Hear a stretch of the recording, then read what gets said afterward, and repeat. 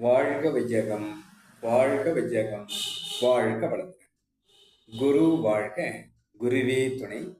அருள்நிதி பேராசிரியர் அன்பழகன் திருவண்ணாமலை அனைத்து அன்புள்ளங்களுக்கும் வாழ்க வளமுடன். குருவின் நினைவில் நின்று குருவினது ஒரு பாடலை நாம் சிந்திக்கலாம்.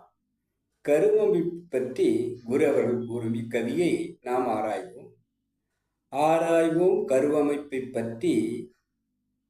அப்போது ஆண் பெண்கள் அறிவு, செல்வம், வயது, ஆரோக்கியம், நீராய நாதவிந்து அளவு சக்தி நிறையாது சுற்றி ஒன்றே ஒன்று ஈர்க்கும் பாராதி அண்டங்கள் சுழல் சஞ்சாரப்படி பஞ்சபூதங்கள் பரிணமித்து சீராக அமையும்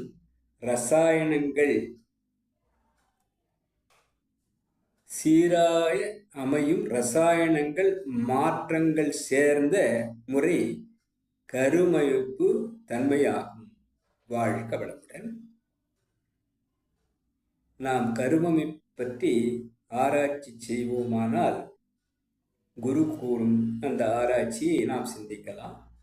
ஆண் பெண்களின் சேர்க்கையின் போது அவர்களுடைய அறிவு, அவர்களுடைய செல்வம், அவர்களுடைய வயது, அவர்களுடைய ஆரோக்கியம் இவைகளை பொறுத்து நீராய நாதவிந்து அளவு சக்தி, அவர்களுடைய விந்துநாதத்தின் அளவையும் தரத்தையும் திறத்தையும் சக்தியையும் பொறுத்து அந்த கருவமைப்பு அமையும்.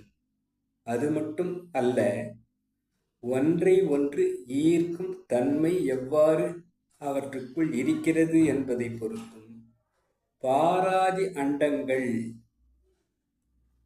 புற உலகில் அண்ட சராசரங்கள், அதிலிருந்து அரும் காந்த சுழல் அந்த சஞ்சாரத்திற்கேற்ப பஞ்சபூதங்களின் சேர்க்கைக்கு ஏற்ப பரிணமித்த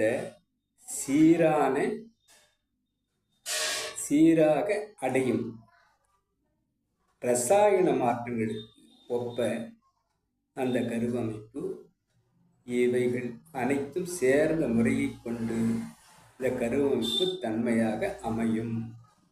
ஆக ஒரு கருவமைப்பு உருவாகிறது என்று சொன்னால் ஆண் பெண் அவர்களுடைய அறிவு தரத்தையும் திறத்தையும் பொறுத்து, அவர்களுடைய செல்வ வளத்தை பொறுத்து, அவர்களுடைய வயதை பொறுத்து, அவருடைய ஆரோக்கிய தன்மையை பொறுத்து நீராய நாத விந்தினுடைய அந்த கெட்டித்தன்மை, தரம், திறம், அளவு இவைகளை பொறுத்து பாராய அண்டங்கள்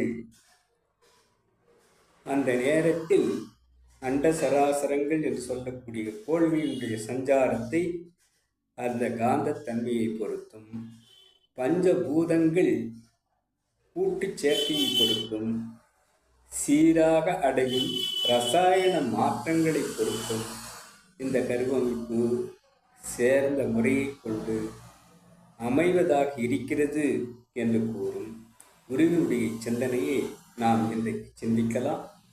இந்த விளக்கத்தை என்னுள் ஏற்படுத்திய இறைநிலைக்கும் குருநிலைக்கும் இதுகாரும் செயல்படுத்த அனைத்து அன்பு உள்ளங்களுக்கும் நன்றி நன்றி நன்றி.